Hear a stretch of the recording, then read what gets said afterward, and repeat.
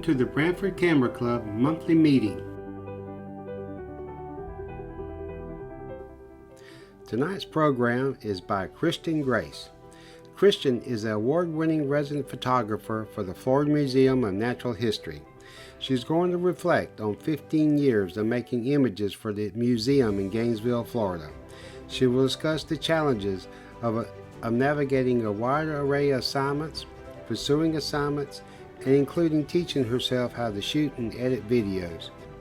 Kristen has a degree in photojournalism, has worked as a higher education photographer for 20 years. She is a longtime member of the University Photographers Association of America, where she currently serves on the board as a corporate partner chair. Now here is Kristen with her program. Lots of other things. Yes. Buckle your seatbelts because I have a lot to share tonight. Thank you, John. And I'd like to agree. Well, first of all, hearing that Tom Morris is going to be here is amazing. You all are going to love him, and I want to come be a fly on the wall because he's fantastic. So enjoy that for sure. Come and make sure you're on the rundown for that as well. And then also, I'd like to reiterate the importance of being a member of a group for that camaraderie and that support. I've been a higher education photographer for over 20 years, and there's a group that I'm a member of. It's called the University Photographers Association of America.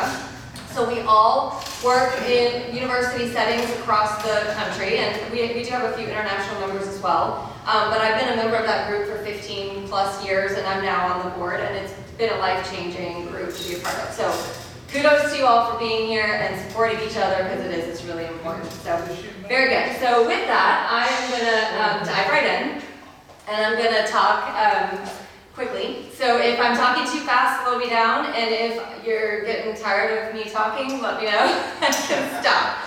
So I have a bunch of stuff, as I said. So I work at the Florida Museum of Natural History on the campus of the University of Florida.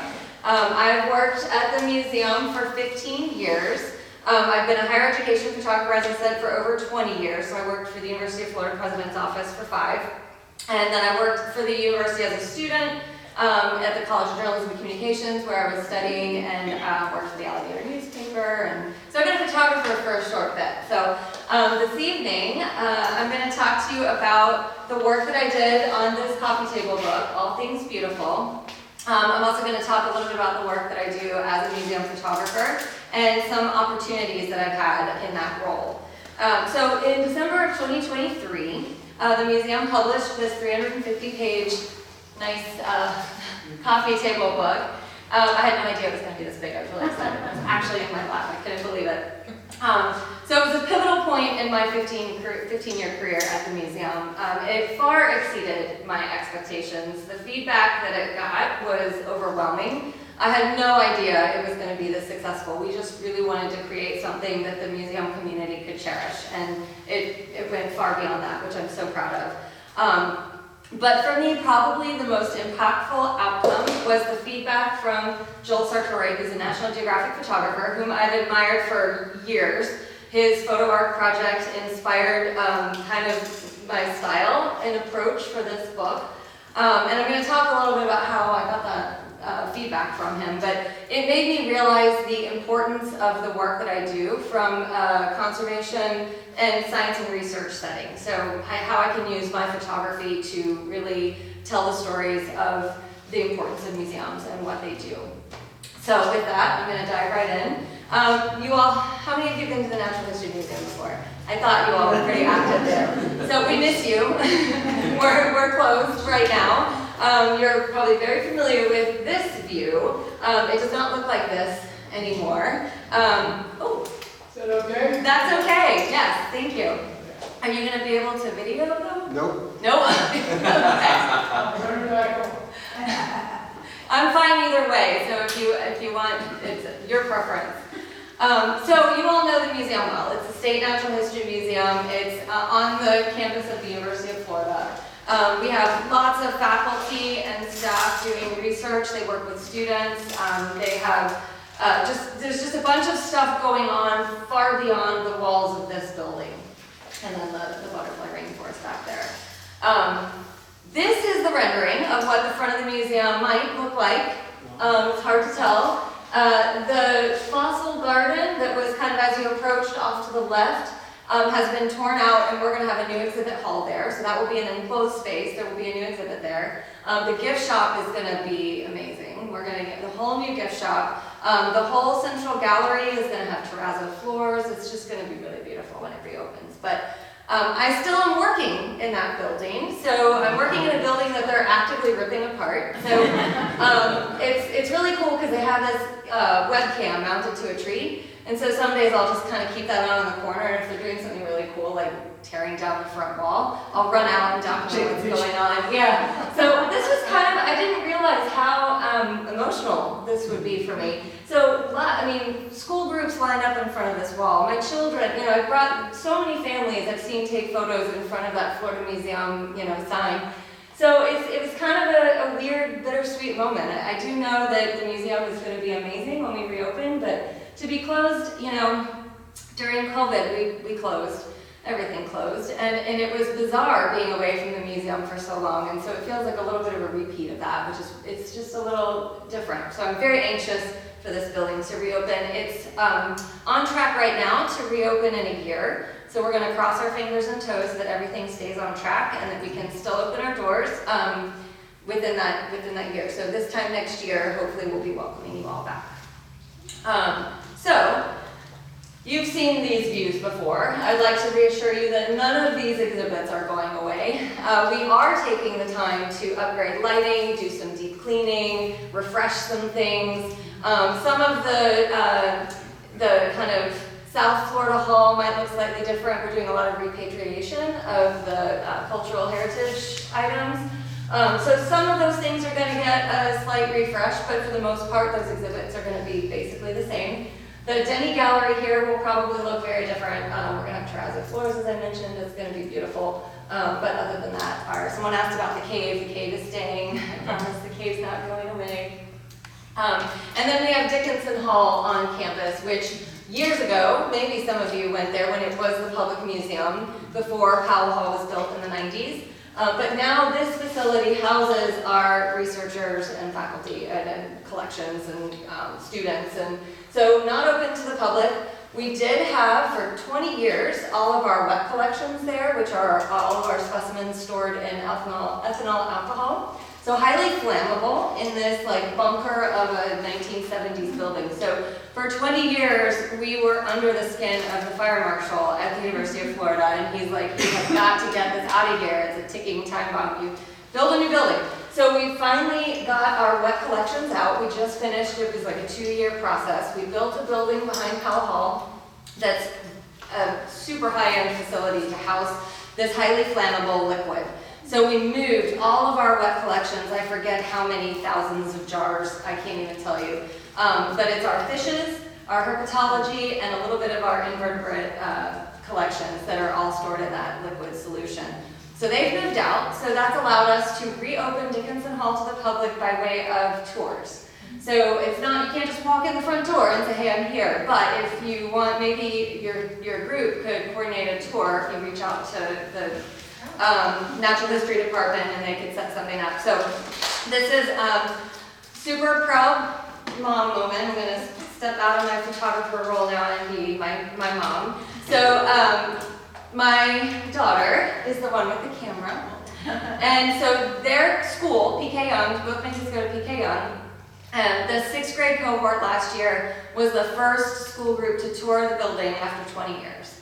And so I got to be not only a chaperone, but also take photos of the tour for the museum. And my heart was bursting with pride when she checked out her art club camera and brought it and took photos in the collections.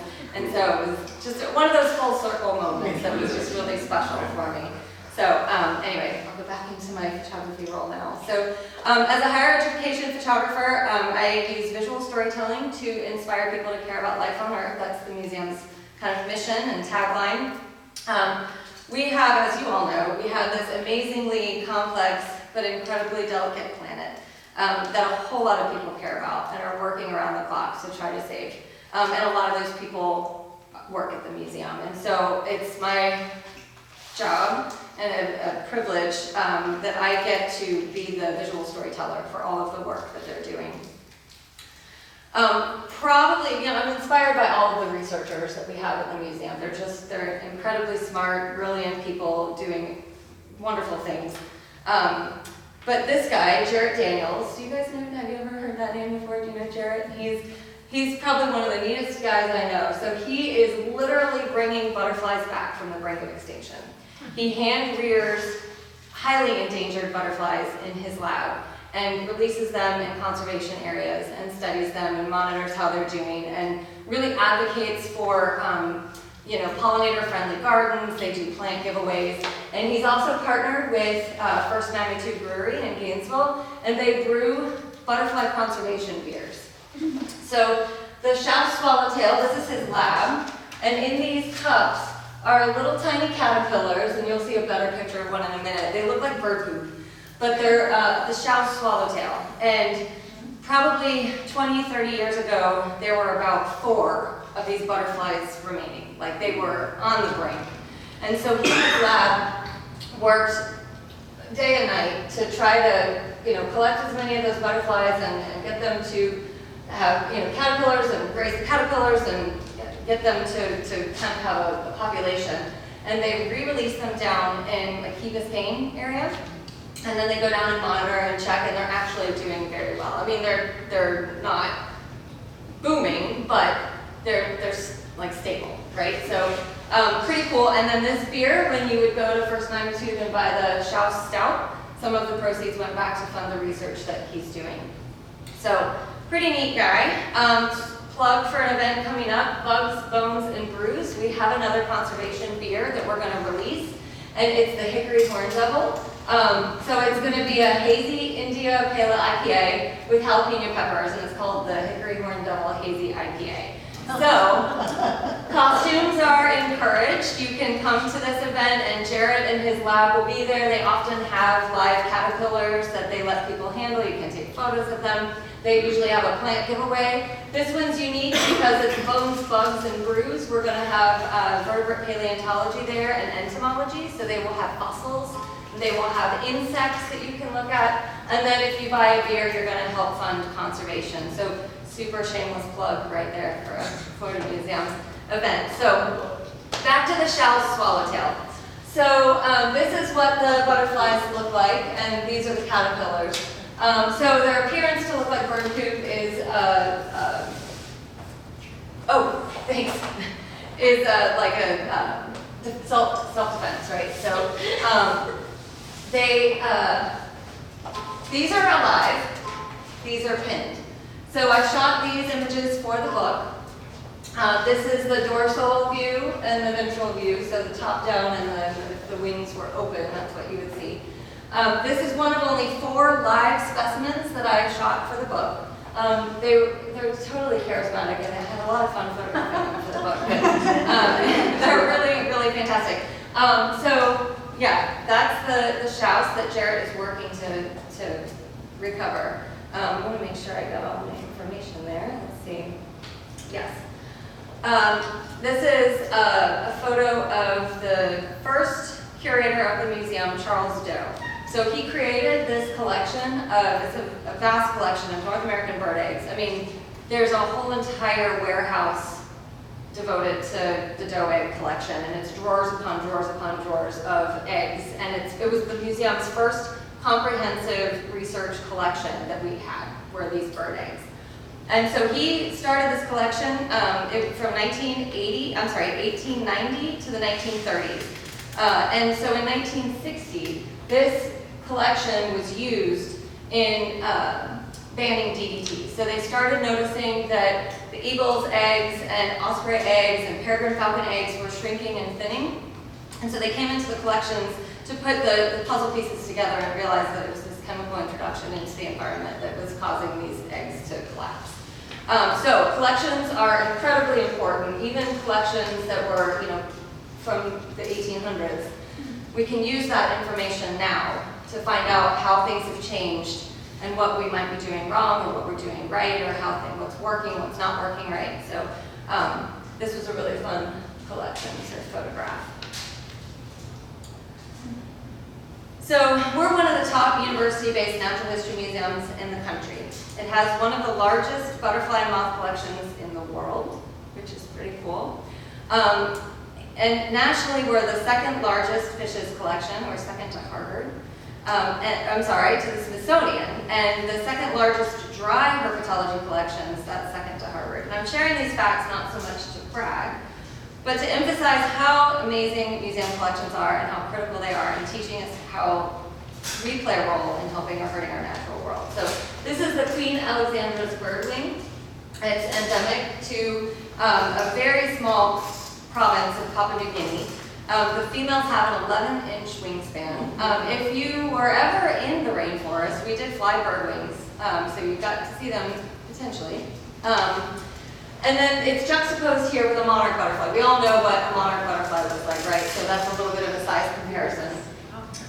Yeah, they're the largest and rarest butterfly in the world. Both of these butterflies are, I promise I won't. Thank you so much. They both face threats of habitat loss. So the birdwing, their habitat, their forests are being destroyed for palm oil plantations. And monarchs, the fir trees in Mexico are being harvested, but they're also facing a litany of habitat loss here in the United States on that migration route. I'm going to talk a little bit more about monarchs. We all love monarchs, and I'll get back to them in just a moment. So, brief background of how this book came to pass. So, in 2017, the museum turned 100. Did anyone make it to this exhibition by chance? So we started planning in 2015 for our 100th anniversary. We wanted to make it a big deal. And so we called the exhibit Rare, Beautiful, and Fascinating. And our exhibit fabricators put together this exhibit. They built these beautiful displays. It was really a stunning exhibit. And then we created a website that accompanied that exhibit featuring the photography that I did of all of the objects in the exhibit. So you could do an audio tour if you wanted, everything's numbered. They have little interviews with the researchers that accompany the images, and this website is still live. If you go to the museum's website and search Rare, Beautiful, and Fascinating, this will come up. So you'll be able to basically see the exhibit that we had on display for our 100th anniversary. Some of the stories that these objects hold it's just fascinating. So I highly encourage you to just take a listen. They're not long at all, but this was kind of the work we were doing for this 100th anniversary. We really wanted to have something that we'd never had before. And then in addition to that, I will say that this website kind of laid the foundation for the book. The book was initially in the plans to be a part of that 100th celebration. So we were kind of thinking, oh, we'll do this exhibit, we'll do a website, and we'll do a book. So we were kind of working on all of that at the same time. We had a beautiful gala, big celebration. It was a big success, the prettiest party we've ever had at the museum. And we also hosted Joel Sartori. I'm going to mention his name a couple times through this talk, and you'll get why in a little bit. But Joel came and spoke about his photo art project. It was very well received. He spoke at the Performing Arts Center. I had known of his work previously, but was just really wowed with his talk. He's so inspiring if you're not familiar with his work. His mission is to photograph animals that live in zoos or some sort of conservation space where they are either highly endangered or no longer exist outside of that space. So I can't even remember, I probably 60,000 animals he's photographed in this way as part of his mission to try to inspire people to care before it's too late. And that kind of aligns with the museum's mission to inspire people to care about life on Earth. So I really understand his work and his passion deeply, and I take responsibility to kind of carry that forward with my work at the museum.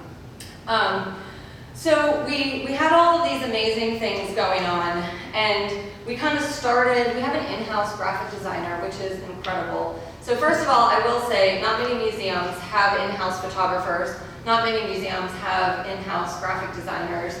We have a communications team. It's really special. And so I do not take my role lightly. So the graphic designer and I started mapping out the basic concepts for a book.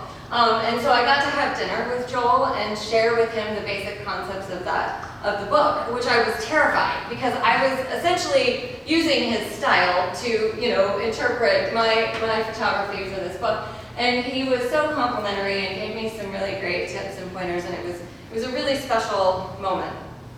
However, the 100th came and went, and we ran out of money. So the book came to a screeching halt. And I had done a ton of work, about 2 years of work. I had done a bunch of photography, and I had all these photos, and a lot of it was used in that website, which is great. But we just didn't think this book was going to happen. So a little while passed, and the museum is heavily supported by donors. We would not exist today without our generous donors that have really brought the museum up to the caliber that it is today. And so these are two supporters, the Furloughs, Leonard and Libby. And Libby is a former teacher, and she latched on to this book project. She wanted this book to happen, so they underwrote the cost of publishing the book, which was incredible. So now every book that's purchased, that money goes back to the museum, and 100% of the proceeds go to them. So we knew at that point we have to do this, right? So we pulled everything back together, and unfortunately, Libby passed away before the book was finished, but she was involved during the making of the book and kind of putting things together.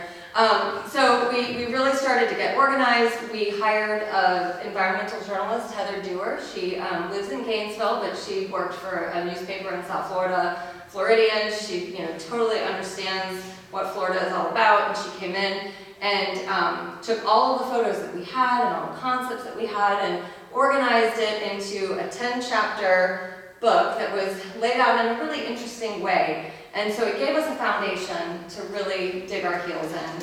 So we get started, right? We start pulling everything out that I had already photographed, and we start talking about the themes and the concepts, and then COVID hits. And the museum closes, and everything shuts down, and we're thinking, oh my gosh, what's going to happen? So it actually was a silver lining. If you could find the good of what came out of that, was it allowed us to, Zoom from our homes and really just put 100% of our energy into pushing this book forward.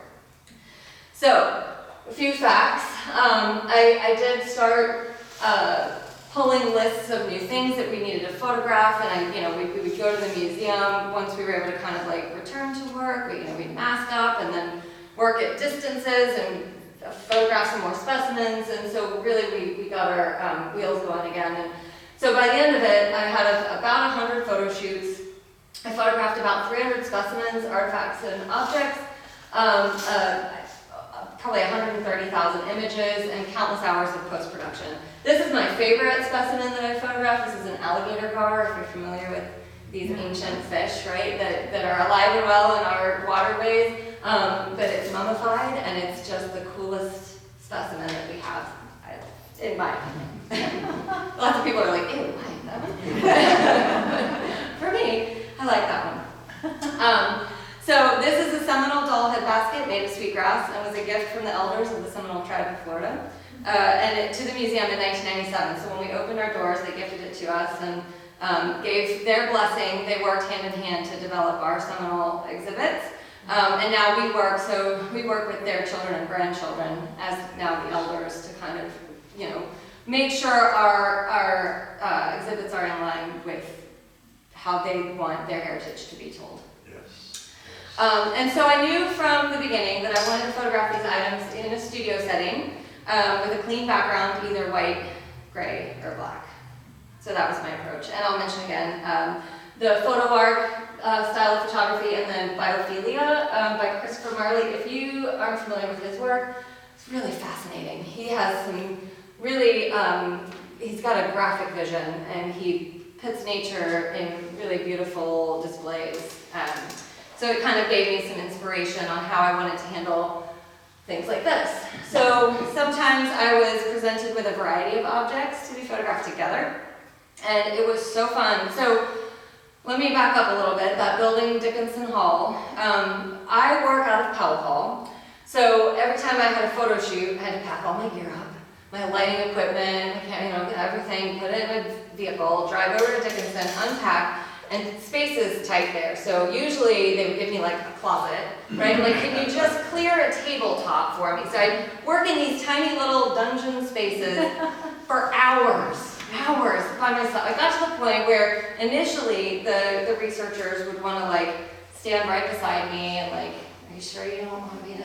And then finally they're like, this is taking way too long. Like, here's the stuff, I'll see you later, which was like amazing. So then I got to just play. And I spent a lot of time, like I feel married to all of these artifacts and stuff. Because, when you photograph something, it can be inanimate. It's like, it really, you create an attachment to it. And so all of these things are super special to me. But anyway, laying them out in a way that I felt told a story was really fun. So these are the bones of a manatee. This is damage on the rib cage from a boat prop. This is an extinct auk, a great auk.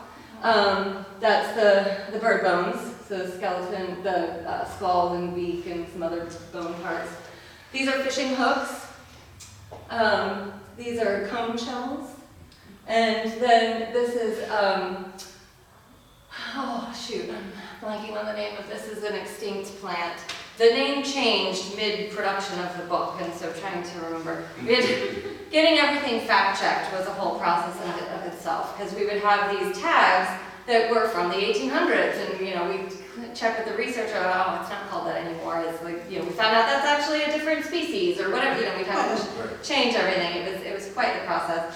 Sometimes, when I asked the collections managers to bring me interesting things that would be visually appealing for the book, they would bring me things like this. What is it? It's a mummified llama. So I was like, do you have anything interesting in the collections that, he's like, what about a mummified llama? And I was thinking a mummified gar, and I'm like, yes, please, bring me the mummified llama. And he's like, the biggest cat hairball I've ever seen. So I didn't want to like say no. So I photographed it, and thank you very much, and it did not make it into the book. But interesting nonetheless, we have one of these in our collections, if you're curious. But then I also realized that our collections, curating and preparing our collections to be part of our collections, in perpetuity, is an art in and of itself, especially the botanical specimens. These are some of the most beautiful things I think we have at the museum. So this is the water lily queen. Is it the Queen Victoria's water lily, native to the Amazon River, one of the largest water lilies in the world. This is a preserved botanical specimen, which is a hybrid species from Kanapaha Botanical Gardens. Have you been to Kanapaha when those lilies are in bloom? Okay, so that's this is the flower and flower parts. This is the underside of the lily. They're purple and very spiky, very spiky. And then this is just a beautiful detail of the flower. This is a dried specimen, and there's still pollen on it. It just amazed me. And then I did go in 2019. They had a record bloom of these lilies, and had an 8-foot record-setting, 8 feet in diameter, the largest lilies in the world. Yeah, so they're just really beautiful. I think it's September when they're the most showy. So visit Kanapaha Botanical Gardens that time of year, and you'll get to see these specimens. So, oh gosh, okay. Woo. All right, here we go. Most of the objects pictured in this book are relatively similar in size. It was intentional to not have scale. I wanted everything to be seen equally. I didn't want something to be seen as small or large. They're all the same size visually in this book, more or less. And most of them fit on like a 6-foot folding table. I used a paper backdrop. I had a couple of lights, a stepladder, and then, as I mentioned before, I was given a small space in each of the collections to set up a studio. And so basically this is kind of what I have my color checker here and my lights, and this is an extinct Carolina parakeet that I'm photographing. So some of the things that I got to photograph were really, made me think really deeply about what I was photographing and what it meant to me and to everyone else. So the Carolina parakeet, completely extinct from the planet. Museum collections are the only record of their existence. This was the last clutch of eggs ever collected, which were not viable at the time of collection. And then these Hawaiian snails are also extinct. Right, so technically these aren't difficult images to make, but when they're paired with the stories that they have to tell, they're incredibly impactful. So something to think about as you go through your photography journey and you develop your craft. It's easy to take a picture of a flower or a butterfly and a flower, but what's the story? Is there a story to tell? And it's our job as photographers to tell that story along with the pretty picture. So that's what I'm doing here. Some images were really hard to make. We all know the Florida panther. These are panther pelts. Panthers, yes, sir. Yeah. So for the longest time, I think we stopped because we have over 300 specimens at the museum of panthers. The majority of them are roadkill. The FWC would send them to the museum, we would process them, we study their bones, we study their pelts, we look for diseases, arthritis, a lot of them have arthritis.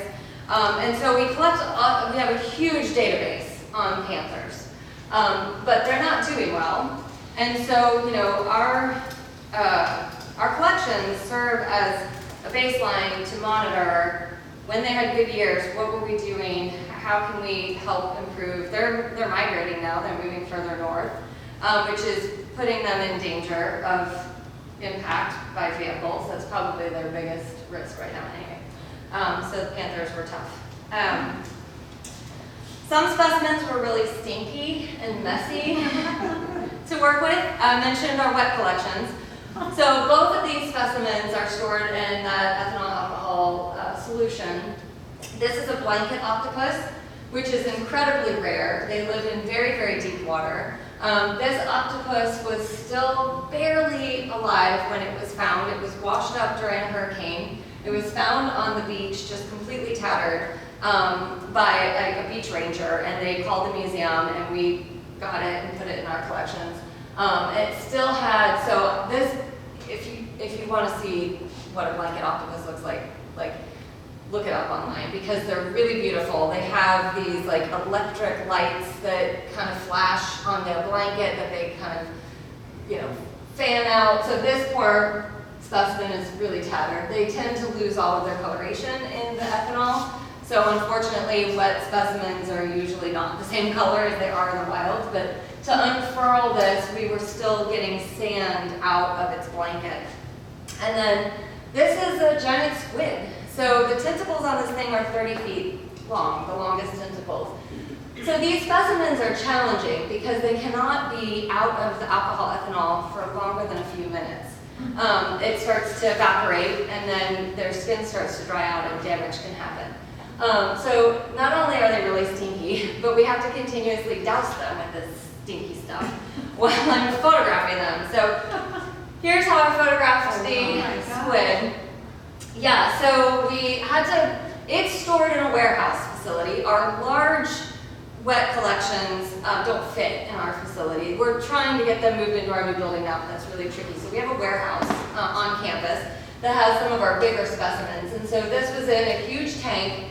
So we had to drive a pickup truck there, line the pickup truck with tarps, get this thing out of the tank, get it into the truck, drive it to the classroom where it's probably about a room this size where I was photographing it. I stood on a ladder, so once we got it all laid out, this is the graphic designer who appropriately wore her so she was kind of helping me visualize how we wanted this to look. And so that was a tricky one. And then here's the blanket octopus. I photographed that outside, it was during COVID. And so we had to very, very delicately unfurl. This was all a tattered mess, and that was as good as we could get it. But just really, really unique things that we have on our planet that a lot of people don't get to see. And so to be able to share that with everyone is really incredible. And then some specimens were very terrifying to work with. So this is a glass bottle, it's not very scary, but this is a glass vial from the Fatio House, which was a house built in 1798 on the oldest street in St. Augustine, the oldest city in Florida. So it was found in a well, so it was found in water. So they have to keep it in water, because if it's out of water too long, it'll shatter. And so I literally had like not even a full minute to photograph this glass jar. So some things I had to work very quickly and very closely with the collections managers to make sure I was not doing any additional damage to our objects. Christy, did they have water inside the bottle in the glass jar? Well, no, that's a great question. It's just sitting in the water, Okay. right? Yeah, and that's a good observation that it's not all the way full. And I don't know why, but I wasn't sure if you could just keep water on the inside of it while you had it outside taking photos of it too. yeah, I was wondering. from my understanding, it was like super, I couldn't even handle this one. This was one that they had to handle for me. It was like, all right, take your photo, okay, you're done. Like, that was it. That was the time that I had. So I made, I had all kinds of like things that I staged and made sure my life was where I wanted it. But it's hard, glass is hard to figure out. We don't know what reflections are gonna do, and so it's, it worked. Whew. All right, we're gonna talk about monarchs really quickly. So another thing, this is a pin specimen of a monarch butterfly. I did do a lot of macro photography as well, so I got to really look closely at things, and I really enjoyed studying the detail and pattern and on a lot of the specimens, especially the monarch butterflies. How many are you familiar with the monarch migration? Yeah. So these butterflies are incredible, right? They fly thousands of miles north to south. Not every monarch does that. There are a couple resident populations that just do tiny little migrations or stay put, but there's this really large population that flies from, the northern part of the country all the way down to the mountains of Mexico. And so, as I mentioned, they're facing widespread habitat loss, herbicides, pesticides, or their host plant is not surviving. And so it's getting harder for them to make this migration. But in 2019, I had the opportunity to go to Mexico. So the museum partners with Holbrook Travel in town. They're an ecotourism company. And the monarch migrations story with Holbrook is actually cool. I can't go into it because it'll take too long. But Tom Emmel, who has passed away, but he was the founder of the McGuire Center, was best friends with the matriarch of the Holbrook family, Giovanna Holbrook. And Giovanna fell in love with Costa Rica, and they together kind of forged this place that we stayed when we were there in Costa Rica. Deborah went on my photography workshops there. But they also developed this expedition to the sanctuaries in Mexico. So I actually went in 2010, early on when they just were getting this expedition going, and then I was able to go back in 2019 and see how much had changed from the income from the ecotourism that came into the community and how they were able to build this space where they could host tourists and kind of help conserve these butterflies. So it turned into a story. The Kaleidoscope of Monarchs, one of nature's greatest journeys that I produced for the museum. So I got to take pictures, accompany the director of the museum, went on the trip, and Jarrett Daniels was there as well. And then we had just switched our whole office over to mirrorless cameras. So we used the Nikon Z6 and Z8. At the time it was the Nikon Z6 that I had. And I challenged myself to make a video. I had no idea what I was doing, but this was the first video I produced. I'm gonna share it with you. It's only 3 minutes long. I'm gonna share it with you in a minute, but I want to talk really briefly about the importance of conscious ecotourism in a region like this. So previously, the indigenous people living there didn't know that logging of the forests was destroying habitat for the monarchs. But it was their only way of income. They would sell the lumber. But then we started this partnership where we were teaching them about needing to conserve the forests and the butterflies. And so they could set up a space where tourists could come through and buy their wares, buy their walking sticks. And they learned that conserving the butterflies meant income for their region. And so it was this beautiful kind of partnership. But it has to be conscious. It has to take the community and put them first.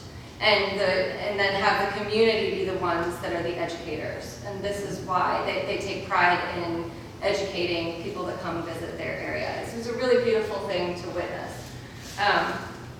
And so you're way up high in the Oyamel fir forests in the Sierra Madre Mountains, 10,000 feet up. Climate change is also another factor. They need the cooler temperatures to overwinter, and it's getting warmer, so they're coming out of hibernation earlier, and then their host plant hasn't bloomed yet, so it won't support them back. So there's this, relationship with the importance of the environment as well.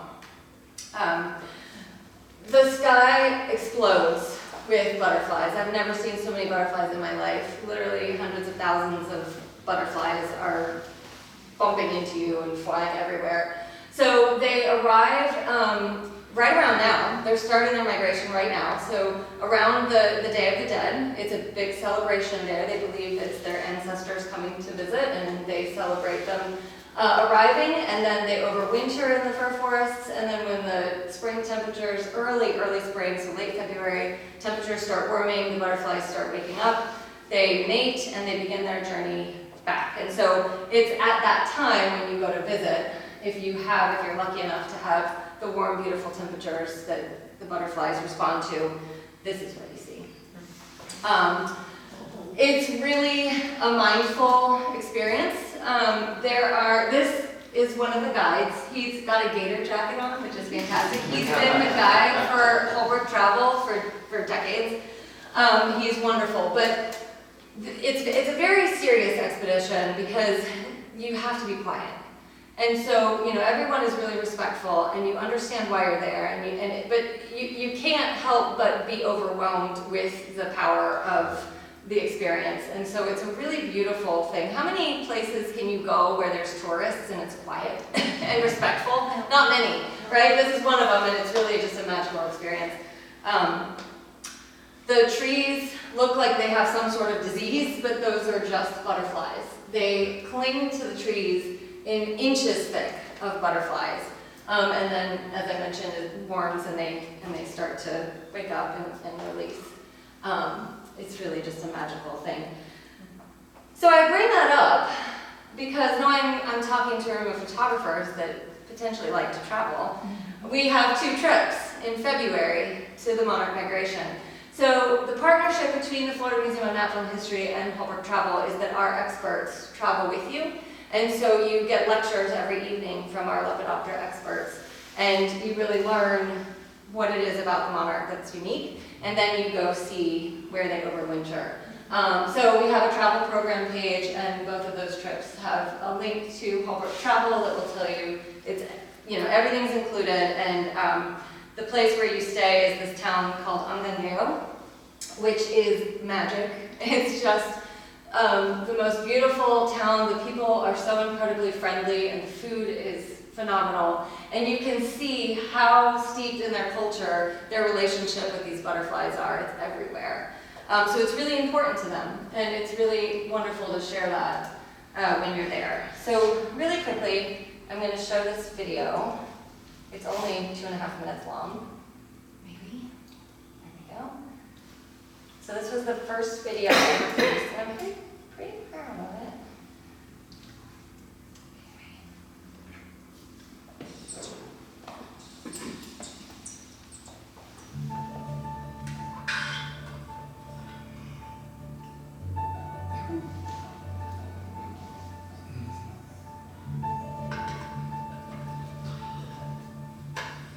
So the monarch is unique because it's probably the most iconic species at a global level. Everybody knows the name of the monarch butterfly. It undergoes this massive annual fall migration with hundreds of millions of monarchs moving from southern Canada throughout the eastern portions of North America all the way down to Mexico.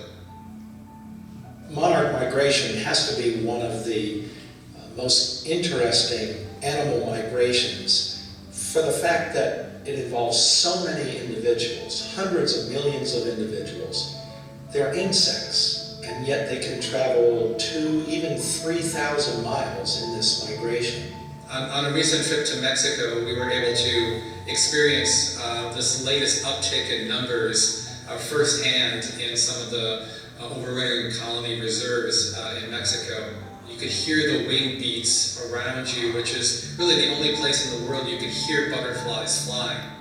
So monarch butterflies face a number of challenges, both in Mexico and in the US. One of the most insurmountable or challenging threats is climate change. The overwintering locations are relatively high elevation, and so if warming temperatures continue, they could be displaced within those high elevation fur forests. The other threat is loss of habitat, which is a main driver. So loss of breeding habitat, loss of resources of nectar during the migration, increased use of insecticides. All these pose some serious challenges to the monarch.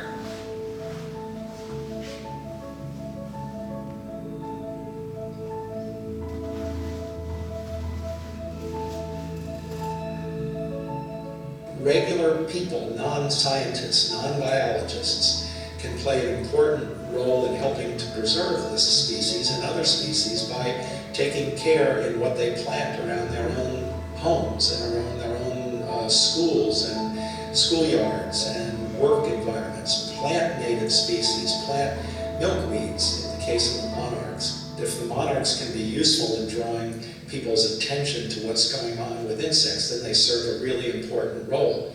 If this doesn't get your blood pumping about the beauty and the wonder and the mystery of nature, I don't know what does. Monarchs are amazing. There's my little monarch soapbox, you guys.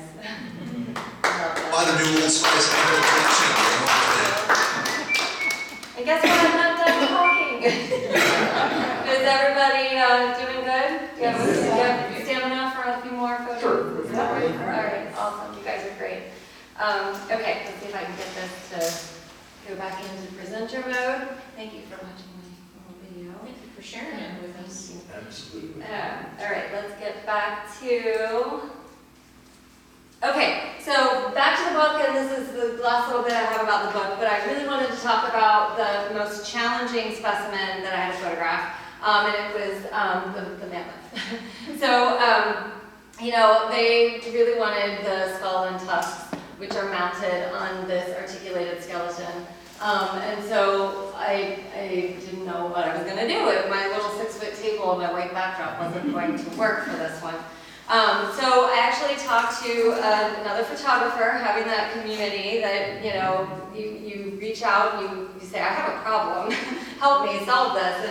And so he suggested piping and draping, which is what we did. So fortunately I had support from leadership, and we hired a company to come in and hang, you know, this is like for a party, they pipe and drape for big parties. They came and set up this beautiful drape. I just wanted the skull and the tusks, and so that was my goal. So we draped it. I shot, there I am right there, from a lift. We pulled out all the lights that the photo office had. I had this team helping. It was incredible. And so we were able to photograph the skull and the tusks, and this is the photo that I made. Yeah, it was really fun. So the tusks here are actually a replica because they're so heavy that the articulated skeleton wouldn't hold them. But the tusks are individual and they're laying on trays of foam in the collections. And the skull, the top part of the skull is mostly real. The bottom part of the skull is a replica. So the actual bottom part of the skull is in a glass case at Dickinson Hall.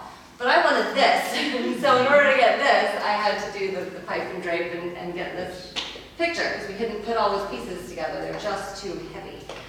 So that was probably the most challenging photo I took for the book. So the book then came out, and I literally didn't, even though we like sent it off to press and everything, I was like, this is not real until it's in my lap. And when it was in my lap, I cried with joy, I couldn't even believe it. And so I had been so inspired. I'm going to mention Joel Sartre again. He'd been such a source of inspiration for me throughout this whole project, and then meeting him and sharing the book concept with him. So now fast forward, this is 2023, so it was 2017 when I met him. I wanted to send him a copy of the book, and so I looked up his photo department, or his studio in Nebraska, found an address, and I just cold mailed it to him. And I did not expect to hear back. And he responded. And he gave me that amazing feedback that really helped me understand the power that pictures can have from my perspective and my role.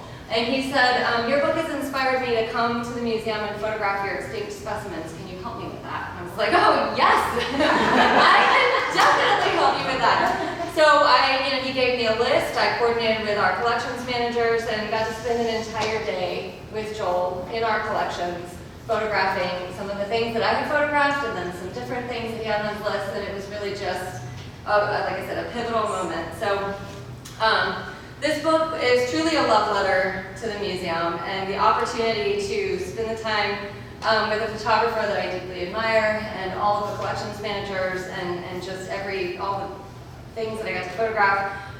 It just was really an incredible journey. So with that, my whole reason for bringing Joel up so many times is that I want to say follow what's in your heart, follow your passions and stick with it, and don't be afraid to put yourself out there.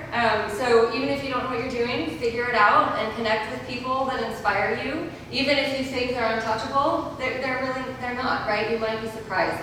So just as photographers, sometimes we don't always give ourselves the credit we deserve, and we're afraid to put ourselves out there, and sometimes it can really be a good thing, right? So that's my another soapbox there. I wanted to share that. So with that, and I have a few more things to share that I'll go really quickly, but you all like workshops, right? So we have one coming up, and I'm super excited about this one. So I'm going to leave these with you. It has a QR code on it. It's called Untamed Frames. Because the museum's closed, we're partnering with the Santa Fe Teaching Zoo. And so my dear friend, Matt Stamey, is the photographer there. And so we decided to pair up. So I work in my office, my colleague Jeff Gage and myself, and then the zoo photographer, he's actually the Santa Fe College photographer, Matt Stamey. We're going to pair up and do a workshop at the zoo. You're going to get behind the scenes access to some of the animals. We'll do a 1-hour workshop. And then we'll spend 2 hours in the exhibits once they're closed to the public. So you'll be the only ones there. And it's November 2nd, Sunday. So it's after your photo. You have the photo event on the 1st. And so you're going to be really ready to do something else. So that next day, come down to the zoo and be a part of our workshop. We would love to see you there. So this next chunk of photos, I'm going to go really fast. Because in my little blurb, which was ambitious, that I wrote up, you shared on Facebook, I was like, boy, I said I was going to talk about a lot of things, didn't I? So I just want to show you the day in the life of my job. These are the last 10 months of photo assignments, just a few pictures from each assignment that I've had, just to show you the variety that I do. So this is a new ornithologist, the collections manager. And her name is Glacia Del Rio. So we photograph new staff and faculty as they come on board. So that's part of my job, is to take nice portraits of the new people. When we were open to the public, I covered public events. So this is called Tot Trots. We bring the toddlers in, the discovery room, and then we take them out into the Natural Area Teaching Lab, which is an outdoor area behind the museum. So I get to photograph them engaging with our exhibits, which is so fun. The Natural Area Teaching Lab, if you've not been back there, those are open right now. They're beautiful hiking trails right behind the museum. And they're used for entomology and forestry. I mean, the students learn how to do controlled burns, and the entomology students learn, how to identify insects. But I walk through it every day. It's the only thing that saves me. I think I don't know if the photographer is here, but somebody posted on the Facebook page today that they just needed to be outside. That's me every day. I just need to be outside. So every day I spend 15 minutes walking through this space, which is absolutely beautiful. But then one day, this was just last winter, I noticed this rainbow sheen on the water, and it's called a rainbow swamp. It's not pollution, it's not oil. This is the oils, the natural oils from the cypress trees, and the conditions have to be just right, and the light has to be just right. It doesn't happen very often. And it treated us for like 2 weeks. We had the rainbow swamp, and it was just magic. It was pure magic. So is it throughout the day, or It's certain morning and afternoon. It's because the light, the angle of the light Yeah, I was just double checking. is like the refraction of the oils on the surface of the water. And the water has to be, it can't be windy. It's so funny, if it's windy, it blows all the oil to the bank, and so you don't get that effect, right? So it really just has to be just right. I still continue to photograph specimens. So we're about to kick off a new campaign. It's called the Specimen of the Month. So I've been back in the collections photographing interesting and unique specimens. So this is a hairy frog. You can see the hairs on the frog. So we're featuring, this is a crane. So this is our herpetologist's favorite frog specimen. This thing is like this big. It's huge. It has claws. And so this will be our first specimen of the month. It's coming out this month, so stay tuned for that. This was our very last event that we had before we closed to the public. So this is paleo artist Ray Troll, and Kirk Johnson is the director of the Smithsonian Museum. And they came and spoke. And you know, events are boring, right? You get someone on a podium, you get the crowd shot. There's some mingling prior to, but I wanted to make an impactful photo. So here was a little girl who was so excited to have them sign her books. And her grandmother was there taking her photo with these two dynamo people, right? Like she'll remember this forever, that picture of me with Joel. Or maybe when she gets older, she'll reach out to them. Maybe she's a paleo artist too. And so these are important pictures, right? So that is an event photography. Have any of you been down to the Randall Research Center down in Pine Island? Familiar with Fort Myers Beach? Okay. Have you been to the South Florida exhibit hall? The Calusa Chief's Hut in our museum, and you've seen the mound in the back. So that whole exhibit hall was modeled after the Randall Research Center, which we own. It's a Calusa heritage site. Own is the wrong word. We manage. Yes, terrible, sorry. So we manage this Calusa heritage site that is amazing, and it's on Pine Island, which is just north of Fort Myers Beach.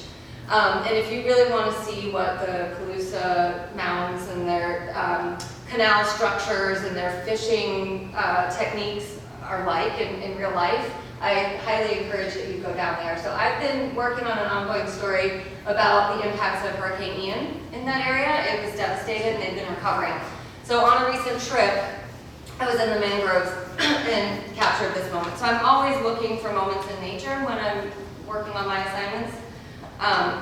This is in your backyard, Hitchcock Springs State Park, which, by the way, I love driving up here. It's one of my favorite playgrounds. And I was like, oh, there's Santa Fe River, Hitchcock. Love it. So this is a highly endangered butterfly. This is a caterpillar, frosted elfin, this tiny little green gummy worm looking thing. So there was recently, in the non-public area of Ishkotni, on park property, there's this blue pine that's stunning. And it was just a field of this purple flower. That's the host plant for this endangered butterfly.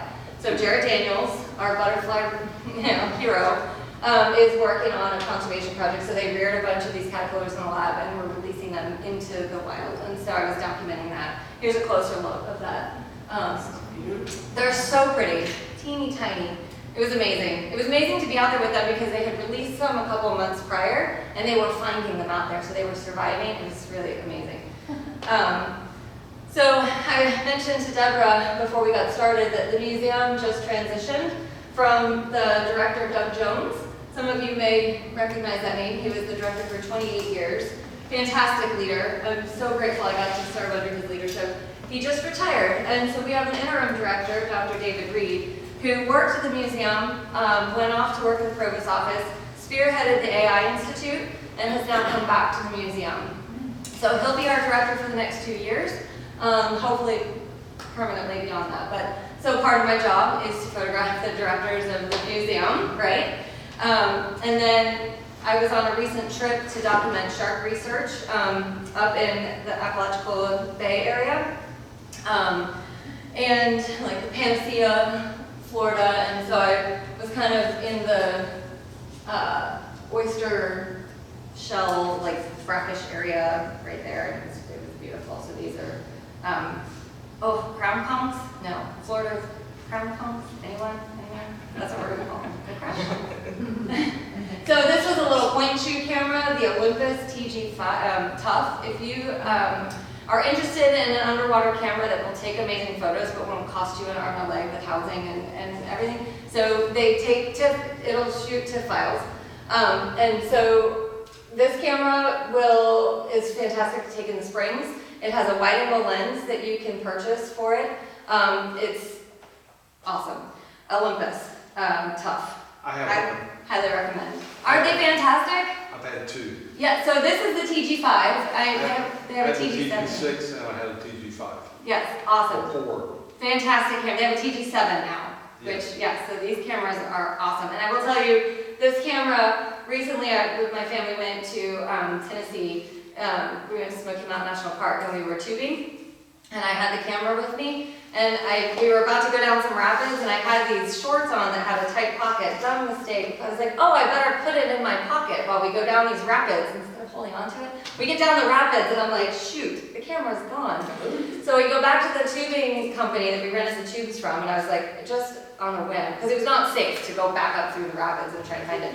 I left my name and number and someone found it and called me and my camera got mailed back to me. And so it survived a tumble in the rapids and like shipping, and so love this camera, can't say enough about it. But this was documenting the shark research. So these are graduate and undergraduate students that partner with FSU and the University of Florida, and they go out and they participate in a shark survey. And it's a 20-year survey. It's really important, the data they collect, to monitor, again, how sharks are migrating and changing based off the ocean temperatures, right? So that was a lot of fun. I document a lot of hurricane damage. This is one of the Cedar Keys. This is Seahorse Key. This 40-foot bluff did not exist before Helene. I think it was, yes, it was Helene. And it just carved this bluff out with the storm surge. And there's a historic lighthouse just on the other side of. That is amazing. And it was hard before that 40-foot cliff. Right. Going down to the beach. Well, I mean, and if it gets another hurricane, the lighthouse will be in danger.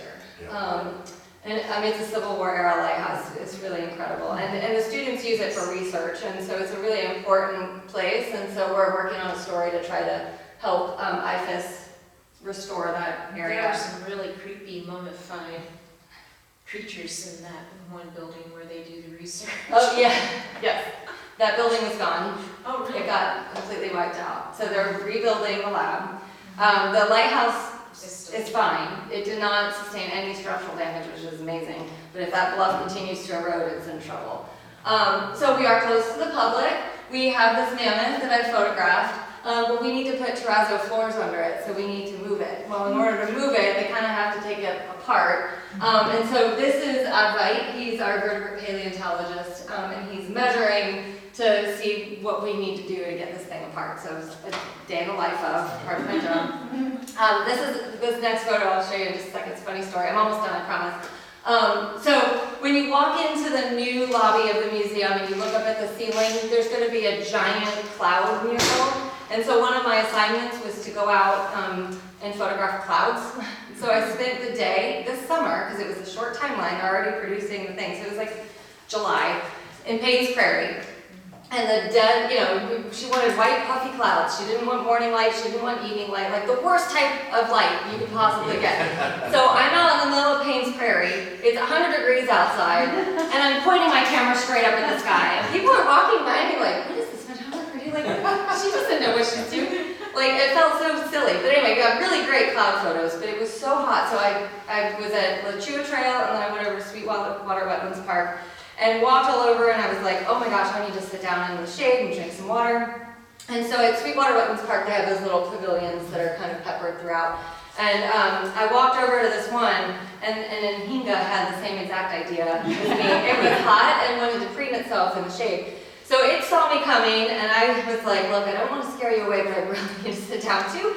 So I like gently talked to it. I was like, hey, I'm not gonna hurt you. Can we share this space? Like, I promise.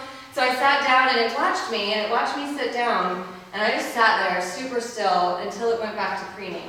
And so then I was like really still, so I got my camera out, my telephoto lens, and I photographed this bird preening itself for probably 15 minutes, and it was incredible. And so I was grateful to this bird for sharing its space with me. And it actually was still there. I got up and left before it did. So I was so happy that it wasn't bothered by my presence, and I was able to make these beautiful. It was like a ballet. Like, their necks are the most beautiful things to watch. It's really incredible. We have a conservation space on campus that museum researchers fought to save. This is McCarty Woods. It was deemed the scary woods. Students were afraid to walk through it. It had signage that said, "Do not walk alone or at night." So really discouraging, right? Like, nature is scary. And so, yeah, don't walk here. So they were gonna slate this property for a new building. You know, green space on campus just is like prime real estate. And so, fortunately, it's right across from Dickinson Hall, and our researchers said absolutely not, and they did a BioBlitz, and they gave a report of how much biodiversity was in that tiny space and why it needed to be saved. And the university said, convince us. So they have been out there, every month they get the hordes of volunteers out there, and they pull invasives, and they plant natives, and they've gotten this space turned into a really beautiful spot for students to enjoy. And now they're teaching classes in that space. And so I had the opportunity to walk through with one of the classes that was being taught, and the teacher was like, explore. And so I was following one group of kids, and I mean, like, they used to know what to do themselves. And there was a sign that said, "This is a fragrant plant when the leaves are crushed." And the girl looked at me and she's like, can I crush the leaves? And I was like, yes, get it, touch it, crush it, smell it. Like, that's what the sign is there. Don't be afraid, it's okay. So it was really great. So pollinators doing their thing at this space in McCarty Woods that they've developed. We're doing a story on that as well. This is a plant giveaway, again, where, you know, the pollinator plants were really encouraging people to learn about pollinators.